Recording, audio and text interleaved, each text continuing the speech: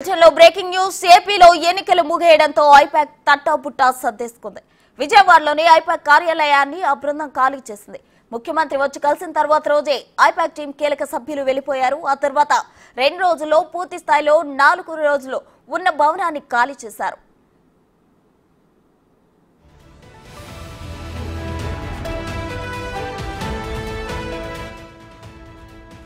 Cab డ్రైవర్లు సహా పలువురికి డబ్బులు చెల్లించకుండా వెళ్లిపోయారంటూ ప్రచారం జరుగుతుంది. అయితే ఈ అంశంపై నిజానిజాలు తెలుసుకునేందుకు ఐపాక్ సభ్యులు ఎవరూ అందుబాటులో లేరు. ఎన్నికల నేపథ్యంలో విజయవాడలో ఏడాది క్రితం ఐపాక్ కార్యాలయాన్ని ప్రారంభించారు.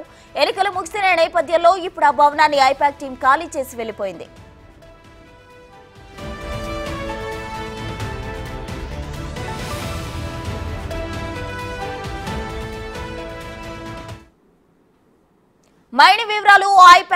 మరిన్ని వివరాలు మా ప్రతినిధి శివ అందించడానికి సిద్ధంగా ఉన్నారు. శివ, చెప్పండి. అయితే ఏపీలో ఎన్నికలు ముగియడంతో ఐపాక్ తట్టాపుట్టా సర్దేసుకుంది. అయితే జగన్ ఐపాక్ కు వెళ్లి చివరిగా ఆయన వెళ్లి అయిపోయిన తర్వాత వీళ్ళు 4 రోజులకే సర్దేసుకోవడం జరిగింది. దీనికి సంబంధించిన పూర్తి డీటెయిల్స్ ఏంటి?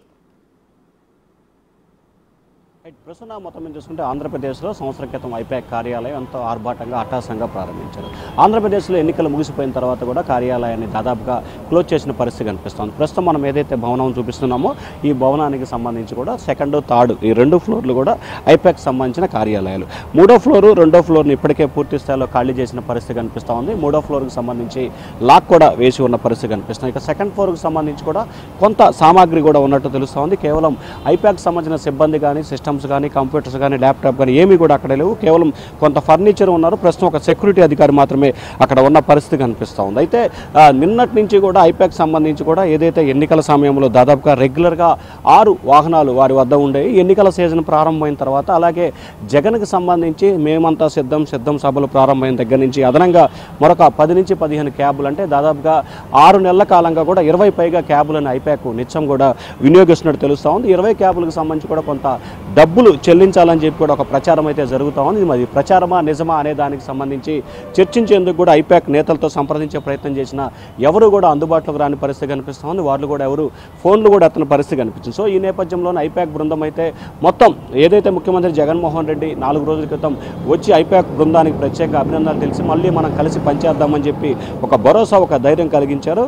ఆ రోజు సాయంత్రం మొత్తం ఐపాక్ సిబ్బంది అంతా కూడా మొత్తం ఎవరు కూడా ఈ రాష్ట్రానికి చెందిన వారు లేకపోవడం, అందరూ కూడా పక్క రాష్ట్రానికి సంబంధించిన వారు బీహార్, గుజరాత్, కర్ణాటక, మహారాష్ట్రకి సంబంధించిన నేతలంతా కూడా ఉండటంతో కూడా వారంతా కూడా ఇక్కడి నుంచి వెళ్ళిపోయినట్లు కూడా తెలుస్తూ ఉంది. వారు ఉంటున్న నివాసాలు కూడా ఖాళీ చేసి వెళ్ళిపోయినట్టు తెలుస్తూ ఉంది. కేవలం ఏదైతే మనం విజువల్స్లో చూస్తున్నామో ఈ భవనానికి సంబంధించి కూడా ఈ నెల 25కి కానీ ఈ నెల చివరికి కానీ ఖాళీ చేసే అవకాశాలు కూడా ఉన్నట్లు కూడా తెలుస్తూ ఉంది. ఇప్పటికే బిల్డింగ్ యజమానికి కూడా సమాచారం ఇచ్చినట్లు కూడా తెలుస్తూ ఉంది. సో ఓవరాల్గా చూసుకుంటే ఐపాక్ సంబంధించి ఎంతో ఆర్భాటంగా ఆంధ్రప్రదేశ్లో ప్రారంభించారు. కానీ ఎన్నికలు ముగియగానే గెలుస్తామో ఓడిపోతామో అనే విషయం పక్కన పెడితే దాదాపుగా క్లియర్ చేసిపోయిన పరిస్థితి కనిపిస్తూ ఉంది. మరి ఎందుకు ఖాళీ చేశారో, మళ్ళీ తమ కార్యకలాపాలను తిరిగి హైదరాబాద్ నుంచి కొనసాగిస్తారా లేకపోతే బాంబే, ఢిల్లీ నుంచి కొనసాగిస్తారా అనే అంశం అయితే క్లారిటీ లేదు. కానీ ప్రస్తుతం అయితే ఆంధ్రప్రదేశ్లో ఐపాక్ సంబంధించి మాత్రం పూర్తి స్థాయిలో ఎటువంటి కార్యకలాపాలు 3 రోజుల మించిగా కొనసాగట్లేదు. ఐపాక్ సిబ్బంది ఎవరు కూడా ఇక్కడ లేరు.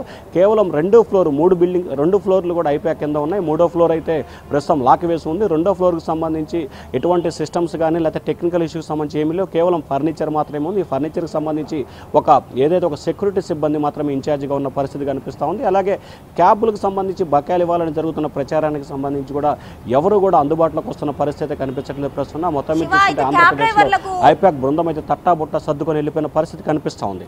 అయితే క్యాబ్ డ్రైవర్లకు బకాయిలు ఉన్నాయి అంటున్నారు. క్యాబ్ డ్రైవర్లు ఎలా రియాక్ట్ అవుతున్నారు? మొత్తం సర్దేసుకొని వెళ్ళిన నేపథ్యంలో వారి బకాయిలు ఎవరు తీరుస్తారు?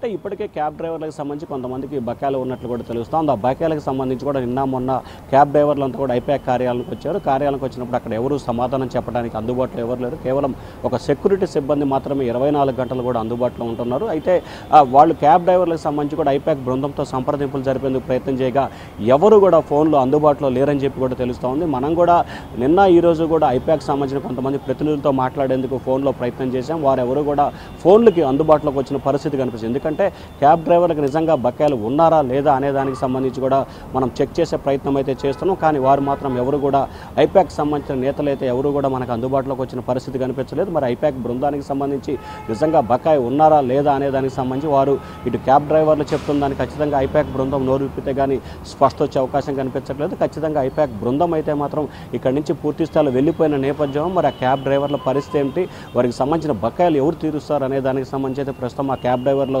ఆందోళన అయితే కొనసాగుతున్న పరిస్థితి కనిపిస్తూ ఉంది. అయితే క్యాబ్ డ్రైవర్లు అందరికీ సంబంధించి కూడా కొంతమంది ఎవరైతే ఒక కాంట్రాక్టర్ కూడా ఉన్నట్టు తెలుస్తూ ఉంది. మరి ఆ కాంట్రాక్టర్ని సంప్రదించే ప్రయత్నం అయితే క్యాబ్ డ్రైవర్లు చేస్తూ ఉన్నారు. మరి కాంట్రాక్టర్ ఐపాక్ బృందం డబ్బులు పే చేసిందా లేకపోతే కాంట్రాక్టర్ కూడా ఐపాక్ బృందం పే చేయాల్సి ఉందా ఏంటి అనే దానికి సంబంధించి కొన్ని $1 మిలియన్ ప్రశ్నగా అయితే అక్కడ మిగిలిపోయిన పరిస్థితి కనిపిస్తూ ఉంది. ప్రస్తుతం అయితే జగన్మోహన్ రెడ్డి ఐపాక్ కార్యాలయానికి వచ్చిన దగ్గర నుంచి ఇప్పటి వరకు ఆంధ్రప్రదేశ్లో ఐకాప్ సంబంధించిన ఎటువంటి కార్యకలాపాలు కొనసాగట్లేదు. శివ, అయితే సీఎం వచ్చి కలిసిన తరువాతి రోజే ఖాళీ చేయడం వెనుక గల ఆంతర్యం ఏంటి? ప్రధానంగా చూసుకుంటే ఆంధ్రప్రదేశ్లో ఎన్నికల టైం ముగిసిపోయింది. ఒకవైపు ముఖ్యమంత్రి జగన్మోహన్ రెడ్డి వచ్చిపోయిన తర్వాత వారందరితో ప్రత్యేకంగా భేటీ అయ్యారు. గత ఎన్నికల్లో కూడా హైదరాబాద్లో ఐపాక్ కార్యాలయాన్ని ముఖ్యమంత్రి వెళ్ళి స్వయంగా కలిసి వారిని అభినందించి కలిసి పనిచేస్తామన్నారు. ఇప్పుడు కూడా అదే రీతిలో అదే సెంటిమెంట్ను వర్కౌట్ చేసే రీతిలో ముఖ్యమంత్రి జగన్మోహన్ రెడ్డి ఐపాక్ కార్యాలయానికి వచ్చి వారు అభినందించి మళ్ళీ కలిసి పనిచేస్తామని చెప్తున్నారు.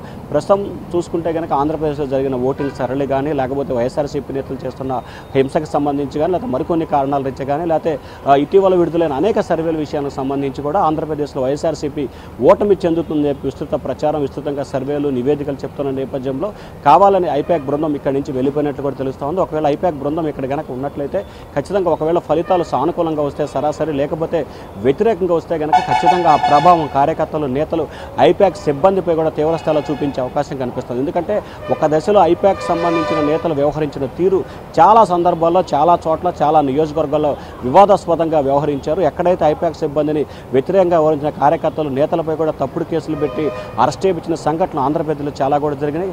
సరిగ్గా ఎన్నికలకి 10 రోజుల ముందే ఆంధ్రప్రదేశ్ కృష్ణా జిల్లా మైలవరం నియోజకవర్గానికి సంబంధించి ఒక వైఎస్ఆర్సీపీ సర్పంచ్కి ఐపాక్ బృందానికి మధ్యన జరిగిన కాల్ విషయానికి సంబంధించి కూడా అప్పుడు సోషల్ మీడియాలో వైరల్ అయిన పరిస్థితి కనిపిస్తుంది. సో ఓవరాల్గా చూసుకుంటే ఐపాక్ సంబంధించి వారు ఏదైతే జరిగిందో వారి మధ్య విభేదాలు కూడా జరిగిన పరిస్థితి. సో ఈ నేపథ్యంలో ఖచ్చితంగా ఏదైతే ముఖ్యమంత్రి జగన్మోహన్ రెడ్డి ఫలితాలు అనుకూలంగా వస్తే సరే లేకపోతే కార్యకర్తలు నేతలు మాత్రం ఐపాక్ పై కూడా దాడి చేసే అవకాశాలు ఎక్కువగా ఉంటాయని చెప్పి కూడా భావిస్తున్నారు. ఈ నేపథ్యంలో వారు ఇక్కడి నుంచి కూడా వెళ్ళిపోయినట్లు కూడా ప్రధానంగా చర్చ అయితే కొనసాగుతూ ఉంది.